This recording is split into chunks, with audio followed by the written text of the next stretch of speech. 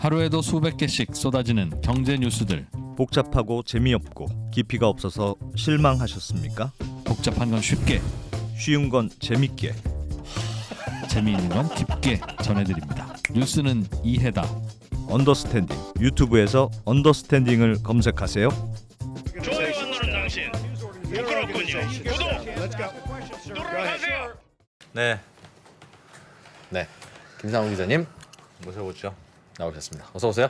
네, 안녕하세요. 김상훈입니다. 네. 숙제를 해왔는데 이진우 선배 수준에 맞는지. 맞을지는 솔직히 자신은 없긴 합니다. 예. 아무튼 뭐 제가 평택까지 출동을 한 건 아니고요. 예. 전화로 취재를 했는데 예. 그때 여쭤보셨던 것들이 쌍용차 부위를 직접 개발할 수 있는 거 아니냐.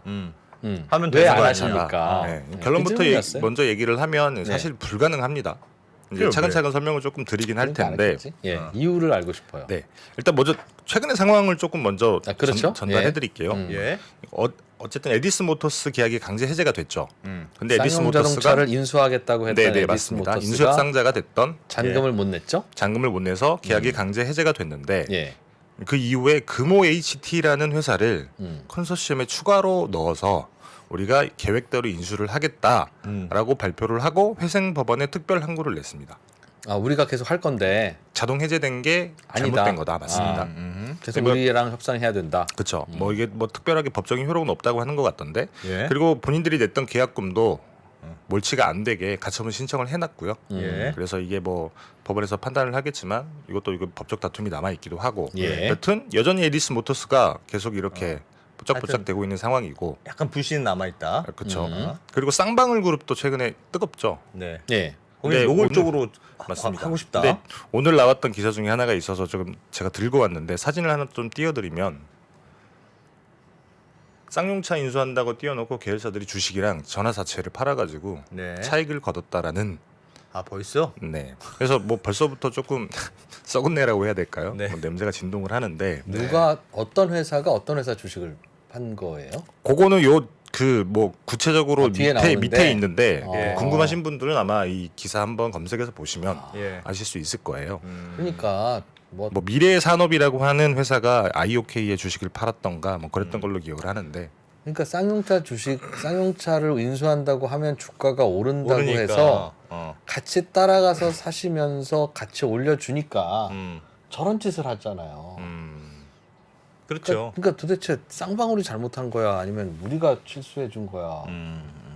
우리는 주가 오르길래 팔았다고 아니면- 하면 뭐라고 할 수도 없잖아요. 그러니까 근데 누군가 그렇죠. 올리는 세력이 있는 걸 수도 있고. 세력이 아니라 그러니까 그렇겠죠. 그러니까 뭐 일종의 재료 같은 거죠. 지금. 이해는 되는데 네. 사면 네. 먹 그런데 근데 이게 지금 반복되고 있기 때문에 하면 올라가고 네. 그리고 또 이렇게 하면 확 떨어지고 반복되고 있어서 네. 조심은 해야 될 건 같습니다. 어쨌든 그런 일도 있었고 뉴스가 하나 또 있는데 내일 아침 조간신문에 아마 나올 거예요. 네. KG그룹도 인수전에 뛰어들었다.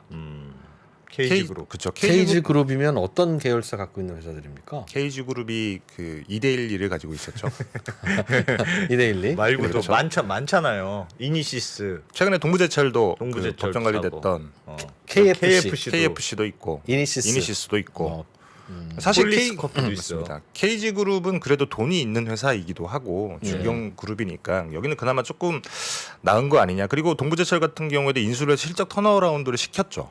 예. 그래도 뭐 그렇기는 한데 그럼에도 불구하고 KG그룹 같은 경우도 사실 땅으로 흥한 기업이잖아요. 두 분이 네. 뭐 훨씬 네. 더 잘 아시겠지만 네. 예전에 경기화학일 때 공장 부지가 105 신도시에 있었는데 신도시가 개발되면서 이제 그 돈으로 기업들이 인수합병해서 이렇게 뭐 덩치를 불린 네. 그런 그룹인데 그래서 여기도 조금 뭐 좋은 시선으로 보기가 굉장히 힘든 그런 면이 없지 않아 있죠. 지금 인수전에 뛰어들었다는 건 그것을 팔려고 하는 주체 산업은행인가요? 아닙니다. 법원입니다. 법원. 네. 법원이 됐어 이제 에디슨 모터스는 안 한다고 됐고 자 다음 하실 분 손 드세요. 그걸 한 거예요 지금 법원이. 그러니까 저희가 해볼게요. 뭐 아직 아직 절차가 공식적으로 시작된 건 시작된 아니에요. 아니죠. 아, 공식적으로 시작이 된 건 아니고 네. 이제 자동 해제가 됐다고 하니까 스스로 이렇게 밝힌 기업들이 있는 거죠. 네. 보통 이렇게 매각인 경우에는 법원 물건도 마찬가지지만 그 매각 주관사가 있습니다. 그래서 M&A인 경우에는 공식적인 절차가 시작이 되기 전에도 네. 매각 주관사에 가서 비공식적으로 의사를 타진을 해요. 아 우리도 한번 해볼게. 그렇죠. 얘기 좀 맞습니다. 해봅시다. 뭐 이렇게. 그래서 KG그룹 같은 경우에는 이렇게 비공식적으로 매각 주관사인 한영 회계법인에 KG그룹이 찾아갔다. 이런 네. 기사였어요. 반대일 것 같아요. 그러니까 그 매각 주관사가 보통 그러니까 인수를 할 만한 후보들한테 이거 막 물론 제안을 그렇기도 하죠. 하죠. 거꾸로. 제안을 맞습니다. 하면 맞습니다. 나 관심 있으니까 와서 설명해봐. 하면 이제 매각 에이, 주관사가 누가 가는 거야? 큰 차이 없죠. 어쨌든 쌍용차 같은 경우에는 보통 매각 주관사가 찾아가는 경우가 훨씬 더 많이 있긴 그렇겠죠. 잘안 팔리는 지금은 거니까. 팔고 싶을 테니까. 근데 어쨌든 이런 좀 어떻게 보면 비극이라면 비극일 것 같아요. 왜냐면 쌍용차가 너무 안 좋은데 이제 이렇게 살려고 하는 기업들은 많이 있는 거고 지금 쌍용차 월급도 못 주고 있다고 하는데 이 되게 핫한 매물이 되는 것도 되게 이상하기도 하고. 근데 사실 이게 2년 전으로 시기를 돌려보면 전혀 다른 상황이었어요. 어쨌든 지금 최대 주주가 마힌드라잖아요, 인도. 예. 그래서 2020년에 2,300억이라고 하는 신규 자금을 넣으려다가 우리 더 이상 못하겠다 하고 손을 떼고 이제 새로운 인수자, 새로운 주인을 찾았는데 그때 실패했었거든요. 찾았는데라는 건 찾고 다녔는데. 그렇죠. 찾고 다녔는데 마인드라는 우리는 이제 대주주 못 하겠어. 맞습니다. 새 주인 데리고 오면 우리 인수인계는 해줄게. 그쵸. 더 이상 돈은 못 넣겠어 한 거고. 새 주인이 신규 투자금을 집어 넣으면 우리는 예. 지분 대주주지 포기하겠다 그렇게 네. 얘기를 했었는데 그때 한 뭐 1년 반이란 1년이란 시간 동안 결국에는 못 찾아서 예. 그래서 법원에 회생 신청을 했고 그래서 지난해 4월에 회생 절차가 개시가 됐죠. 네. 이때만 하더라도 누구도 쳐다보지 않았던 매물이에요. 근데 어떻게 이렇게 핫한 매물이 됐냐? 직후에 쌍용차랑 평택시랑 MOU를 맺습니다. 네. 어떤 직후에? 그 회생 절차가 개시된 직후에 한 7월이었던 걸로 아는데 뭐 네. 한 예. 두어 달 지난 거죠. 예. 그래서 공장을 이전할 곳을 만들어 주겠다. 평택시가 그렇죠. 그리고 새 주인을 니네들이 찾아오면 네. 그 이 공장을 이전하고 남은 기존 공장 부지가 있잖아요. 예. 이거 용도 변경을 해주겠다.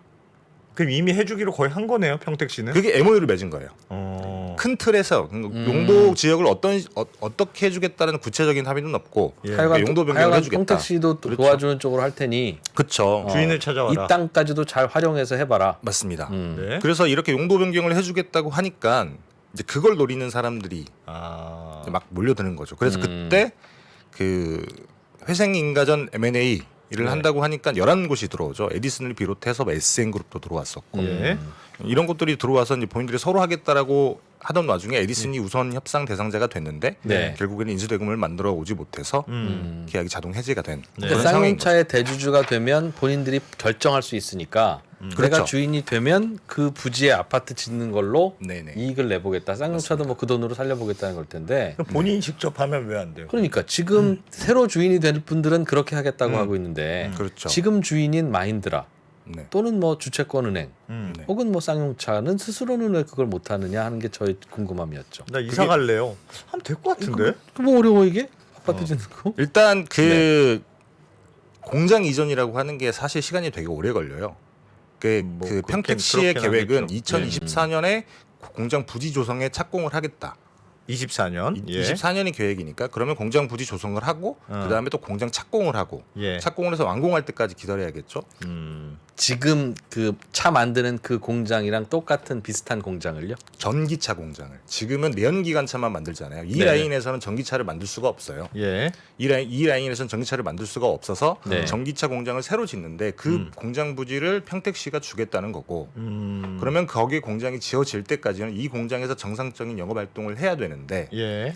근데 지금 아까 말씀드렸지만 그 2년 연속 감사 의견 거절을 받았고 지금 상장 폐지 심의도 앞두고 있고 직원도 월급도 못 주고 있으니 예. 그 전까지 정상적인 영업 활동을 할 수가 없는 상황이라서 예. 그러니까 빨리 지금 거기 아파트 부지 될 만한 곳에서 공장 자동차 만드시지 말고 네. 얼른 이 자동차 만드는 이 공장을 전기차 만들 부지는 나중에 생각하고 일단 네. 지금 이 공장을 이전할 부지를 평택시 어딘가에서 좀 한가로운 곳에 빨리 찾아서 거기로 얼른 옮기고 그리고 거기서 만들던 거 만들고 이게 빈 땅 대 아파트 지을 거 아니겠어요. 그리고 나서 여기 아파트 개발을 해서 돈을 벌고 그 돈으로 전기차 공장을 만들든 그 공장을 더 뭐 하든 신차 개발을 하든 그걸 해야 되는데 이거는 그냥 쓰러져 없어질 때까지 계속 만들고 전기차 공장은 그때쯤 돼서 만들겠다고 하면 아파트를 언제 짓느냐는 거죠. 보통 그 아파트 개발 수익이 나려면 분양을 해야 되잖아요. 네. 분양을 하려면 어쨌든 인허가가 끝나야 되는 건데 개발 사업 같은 경우는 짧아야 10년입니다. 뭐야? 그 10년? 10년 착공까지 어. 짧아야. 짧아야 10년? 그렇죠. 아. 그러면 그 기간 동안은 돈이 안 들어온다는 거죠. 예. 그러면 이사를 못 가니까. 어? 이사를 못 가는 걸 떠나서 이사를 갔다고 하더라도 지금 당장 이사를 갔다고 하더라도 네.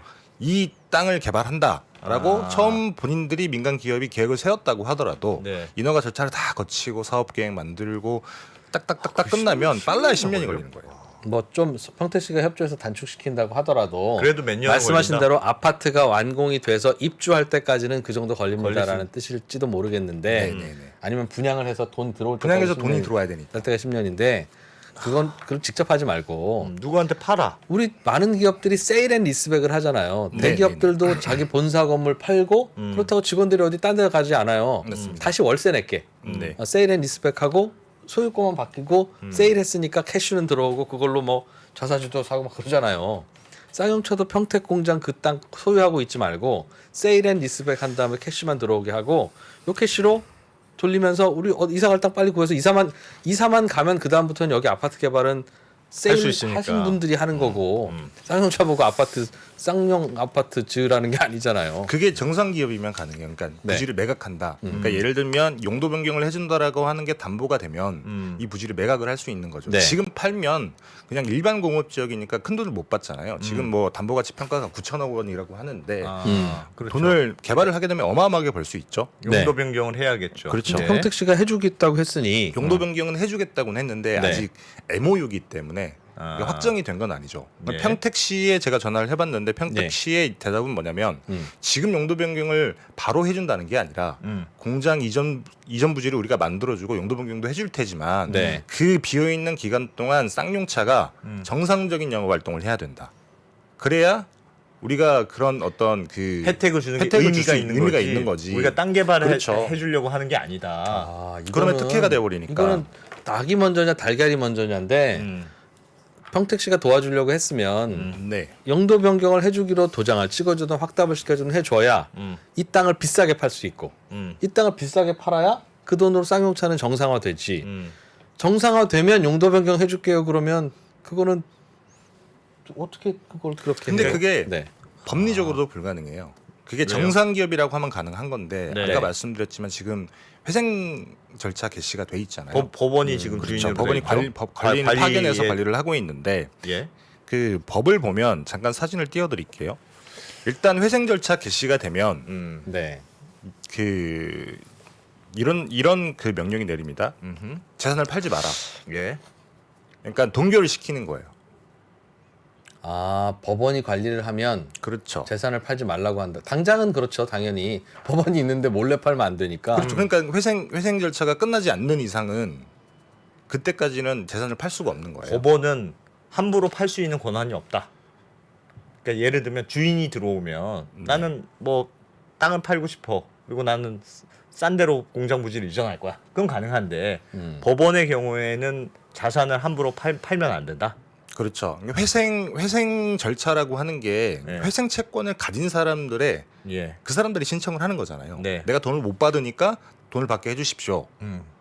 그런 건데 그런데 예를 들면 청산을 하게 되면 돈이 나오니까 그 돈으로 나눠줄 수는 있지만 네. 근데 얘가 누가 새로운 인수자가 와서 어. 돈을 집어넣으면 정상 기업이 될 수 있고 정상 기업이 되면 니들도 어. 채권 빌려준 돈을 받을 수가 있으니 일단 예. M&A를 한번 해보자. 그래서 어. 세 주인이 있는지 보자. 그게 회생 인가전 M&A라고 하는 건데 네. 그래서 가장 중요한 거는 이 그 회생 채권자들이 손해를 보면 안 되는 거예요. 그래서 예. 재산을 못 팔게 하는 건데 팔게 하는 경우는 딱 한 경우가 있습니다. 사진을 한번 다시 보여드리면 오, 아주 생각보다 깊은 취재를 해주셨네요. 그래서 회생 채권자나 이 담보권자에게 손해가 갈 수 있는 우려가 있다. 예. 이런 경우에만 배제를 하는 거예요. 이런 경우가 뭐 다양할 수 있어서 구체적인 사례까지는 제가 뭐 취재를 해오진 못했는데 이런 네. 경우에만 그 재산 처분 금지 명령을 배제할 수 있다, 팔 수 있다, 뭐 그런 얘기인 거죠. 지금은 법적으로 팔 수도 새 주인이 나타나기 전에는 팔 수도 없다. 그렇죠. 그렇군요. 그래서 정상 기업만 된다고 하면 사실 말씀하신 것처럼 오랫동안 기다려야 되잖아요. 분양 수익을 얻으려면 그 전에 매각을 할 수는 있어요. 예. 예를 들면 이런 건데 네. 사진을 다시 한번 보여드리면 이게 지난해 12월에 주인이 새로 바뀐 전남방직이랑 일신방직 공장 부지입니다. 광주에 있는 거거든요. 아 예. 예. 옆에 야구장이 있고 예. 그다음에 여기가 버스 터미널이에요. 네. 구도심이긴 하지만 굉장히 광주 중심지 같은 좋은 곳인데 곳이네요. 아파트 짓기 딱 그쵸. 양쪽 다 아파트네요. 예. 지금 여기 옆에 아파트들이 들어와 있고 여기 예. 재개발이 돼 있고 여기 부지가 엄청 커요. 36만 제곱미터인가 뭐 그랬던 예. 것 같은데 음. 여기 그 일심 방직이랑 전남 방직이 땅을 판 거는 2020년이었습니다. 예. 당시 한 6천억. 예. 6천억 정도를 받고 땅을 팔았는데 그리고 비싸게 팔았던 이유가 뭐였냐면 그러니까 사전 협상 종료 이런 내용이 들어가 있죠. 계약금은 매각 대금의 10%를 내긴 하지만 이거는 예. 필지가 두 개라서 하나만 나온 건데 예. 사전 협상이 종료가 되면 나머지 90%를 우리가 잔금을 내겠다. 네. 이게 뭐냐면 사전 협상이라고 하는 게 민간 기업들이 그 인허가청을 가서 우리가 이렇게 개발을 할 건데 네. 공공에도 이기고 우리도 돈을 벌 수 있다. 그러니까 이 개발 계획이 좋다라고 하면 패스트 트랙에 태워서 예. 인허가 절차를 빨리 끝내주라. 네. 이런 제도예요. 네. 그래서 이 사전 협상이 종료가 되면 용도 변경이 담보가 되는 거예요. 네. 그래서 이게 담보가 됐을 때 이 돈을 받을 수 있는 거니까 그러니까 용도 변경이 되지 않아도 땅을 팔 수 있는 방법은 있다는 거죠. 그 쌍용차는 저렇게 하면 그 대신 둘이 손잡고 와야 된다. 아 둘이 손잡고 와야 된다. 그 사는 평택시 사람, 파는 입장에서는 사람. 정상 기업이 돼야 된다는 거죠. 정상 기업이 돼야 된다. 네, 정상 기업이 돼야 땅을 팔 수 있고 아하. 정상 기업에 대한 땅을 팔 수 있는 건 그 현재는 법원이 관리하니까 아. 그렇죠. 정상 땅을 팔아야 정상 기업이 되는데. 새 주인이 들어와도 정상 기업이 될 수 있죠. 네. 아니 그러니까 그게 약간 논리가 그런 것 같아요. 그러니까 땅이라는 게 지금 가치가 있는데 다 땅 보고 오는 건데. 근데 회생이라는 게 사실은 땅 팔고 하려고 하는 게 회생이 아니고 기업을 정상화시키려는 게 주요 목적이니까 물론 땅을 팔아서 돈이 들어오는 것도 방법이겠으나 일단 돈이 들어와서 회사가 정상화되면 그거의 방법으로 땅도 팔고 뭐도 야. 하고 할 수 있으나 땅을 파는 걸 목적으로 해서는 안 된다. 구조적인 그게 있군요. 마인드라는 왜 그럼 이 땅을 안 팔았을까요? 세일 앤 리스백만 하면 캐시가 나올 텐데. 그러게. 해외에 있는 사람들이 국내에서 인허가청이랑 사업하기는 쉽지는 않을 거예요. 보통 근데 마인드라가 예를 들면 GS건설에 팔았으면 그다음부터는 GS건설이 평택시에 가서 얘기하는 거죠. 채권단이 산은에서 당연히 허락을 안 했겠죠. 이 공장 부지를 개발업자에게 파는 거는 안 된다. 예를 들면 에디슨이 예. 그 산은한테 우리가 네. 3천억을 넣을 테니 이 공장 부지를 담보로 우리에게 대출을 해달라. 예. 그래야 뭐 예를 들면 9천억 원이라고 하는 빚을 우리가 갚을 수 있는 거 아니냐. 남아 있는 네. 한 네. 7천억 정도 되는데. 예. 근데 산에서 안 된다 그랬어요. 어. 이 땅을 팔려고 들어오는 게 중요한 게 아니라 그러니까 니들은 한 1조 원쯤 되는 돈을 갚을 수 있는 회생 계획안을 정상적인 회생 계획안을 가져오면 우리가 대출을 해주겠다. 땅만 보고 들어오면 안 된다. 그렇죠. 땅만 보고 들어오면 안 된다는 거죠. 복잡하겠습니다. 복잡하군요. 그래도 어쨌든 이 네. 땅을 보고 들어오는 기업들이 있다고 하면 네. 정상 기업으로 갈 수 있는 가능성은 생긴 건 맞는 거죠. 어쨌든 KG도 들어온다고 하고 있는 거고. 돈이 좀 있는 기업 입장에서는 그러니까. 돈을 넣어. 쌍용차 좀 인수해. 괜찮아. 인수해. 이제부터는 아파트 이제 지을 정상 수 있어? 기업이에요. 어허. 그리고 땅을 팔아.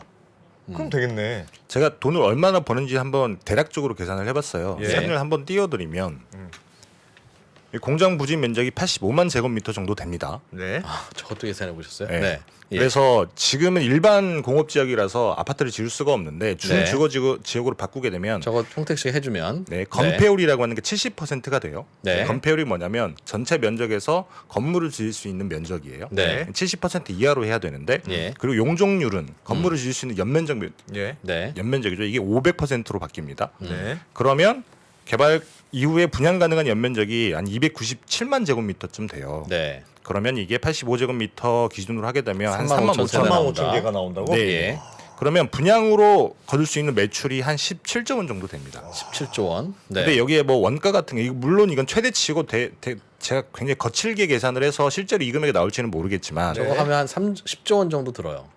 저 짓는데. 짓는데? 3만 5천 세대니까 3억 원씩 잡으면 네.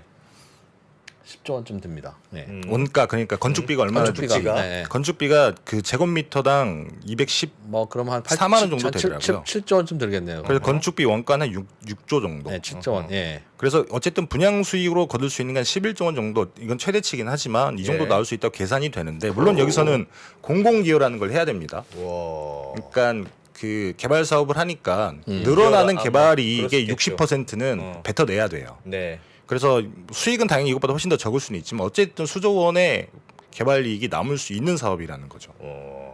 반 뱉어내더라도 5조 원 남는 거네요. 그러니까.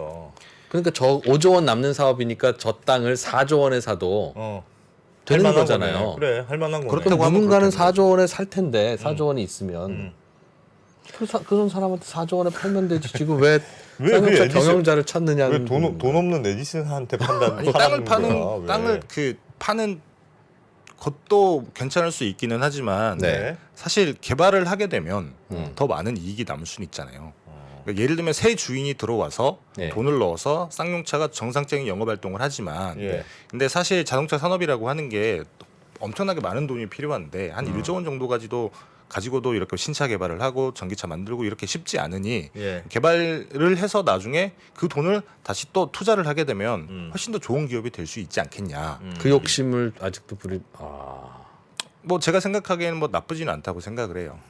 어쨌든 쌍용차가 새 주인을 찾게 되면 계속 좋은 기업으로 다시 태어나는 게 훨씬 더 좋기는 하잖아요.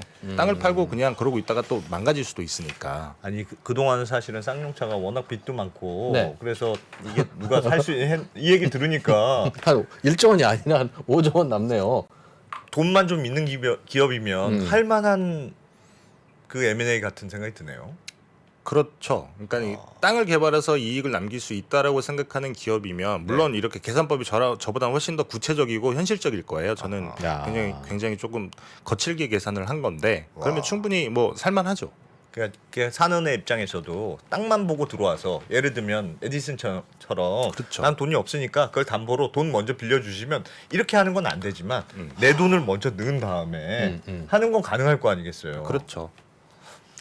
아니, 왠지 이제 지났으니까 평택시가 평택개발공사가 있는지는 모르겠어요.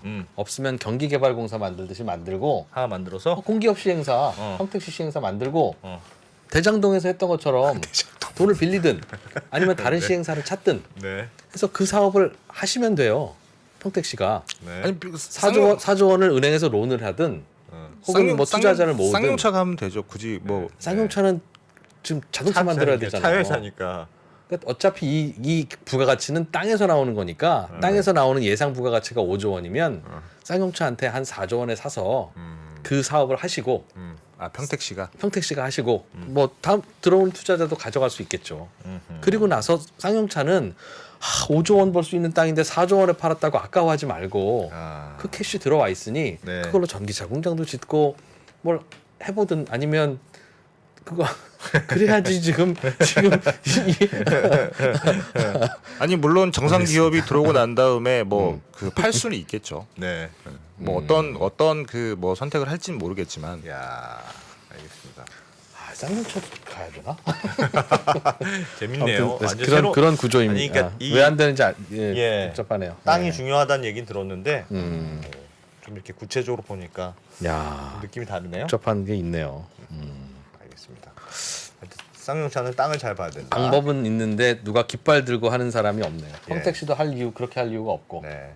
쌍용차는 현재는 깃발 들 사람이 없고 법원도 우리는 관리자일 뿐이지 이것까지 할 수 있는 건 아니고 채권자를 위해야 되는데 함부로 우리가 팔면 안 돼. 깃발을 드는 사람들은 돈이 없고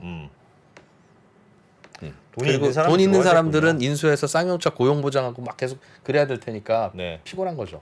예를 들면 돈이 있는 10조 원쯤 있는 어떤 그룹이 있을 때 그럼 인수했을 때 이거 뭐 계속 기업 그룹 자금 들어가면서 계속 살려내야 된다는 네. 여론이 있을 예. 거 아니겠습니까? 예. 알겠습니다. 알겠습니다. 제가 열심히 벌어서 취재를 아주 꼼꼼히 해오셨네요. 3조 9,997억 원 정도만 있으면 되겠습니다. 더 벌면 되겠습니다. 야, 그래도 김상훈 기자님이 이 정도까지 해다 주실 줄 몰랐어요. 예. 근데 땅은 진짜 좋더라고요. 저도 봤는데 마지막으로 사진 한 번만 조금 더 네. 보여드리면 사진도 있어요. 예. 이 땅이 네. 여기예요. 여기 평택 지금 공장. 여기에 삼성전자 평택 캠퍼스가 있고 바로 KTX 여기네요. 지제역이 있고 여기 또 들어오죠. 여기 그래서 지금 이미 그 평택시가 도시개발지구로 지정을 해서 개발한 데들이 꽤 많이 있습니다. 여기가 제일 비싸더라고요. 땅 네. 집값이. 아하. 그리고 여기에 브레인시티라고 하는 또 개발 사업이 있고 네. 여기 고독 신도시가 또 여기 있고. 와. 예전에는 외곽 지역이니까 저기에 자동차 공장 지었겠죠. 그렇죠. 뭐 그런 건 많죠. 뭐 예. 알겠습니다. 자, 김상훈 기자님의 취재가 마음에 드시는 분들은 3프로 TV 하이라이트 이건가? 자, 알겠습니다. 계속 업데이트해서 새로운 소식 있으면 좀 알려주세요. 네, 알겠습니다. 네. 네, 고맙습니다. 쌍용차 전문 기자 김상훈 기자였습니다. 고맙습니다. 네, 감사합니다. 김한진, 박세익, 김동환 이 세 명의 투자 경력은 도합 100년입니다. 갈피를 못 잡으시는 투자자들을 위해서 어려운 시장에서 살아남아 본 경험이 있는 전문가 3명의 이야기를 꼭꼭 눌러 담았습니다. 이 3명은 어떻게 시대 변화에 적응했고 생존할 수 있었을까요? 각자의 경험담과 대응 원칙 그리고 방법론을 담았습니다. 변화와 생존에서 3명의 이야기를 들어보세요.